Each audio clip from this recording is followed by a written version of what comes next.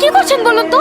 একটা পুরো গ্রাম ফাঁকা হয়ে যাচ্ছে আর আপনার হাত গুটিয়ে বসে আছেন। কি করব বলুন ম্যাডাম, আমরা আমাদের মতো অনেক চেষ্টা করেছি কিন্তু কোনো উপায় বের করতে পারিনি। আচ্ছা আপনি একটা কথা বলুন তো, এই গ্রামের লোকজন গ্রাম ছেড়ে কোথায় যাচ্ছে? ম্যাডাম, জমি জায়গা সব বিক্রি করে দিয়ে ওর আত্মীয়র বাড়ি চলে যাচ্ছে।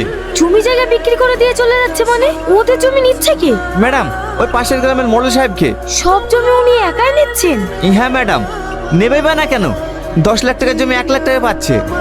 আচ্ছা তুমি এখন যাও, আমি দেখছি। কে তুমি? আমাকে চিনতে পারছিনি? ভালো করে মনে করে দেখ, 3 দিন আগে তোর হাত কেটে দিয়ে গেছি, আজ গলা কাটতে এসছি। তুমি কে হাত কাটবা? আমি তো আমার হাত নিজে কেটেছি। সত্যি করে বল, তুই কিসের জন্য নিজে নিজে হাত কেটেছি? আমি বলবো না, বললে ওরা সব মেরে ফেলবে আমাকে। সত্যি করে বল, নাহলে এখানে তোকে আমি মেরে ফেলবো। আমি সব বলছি।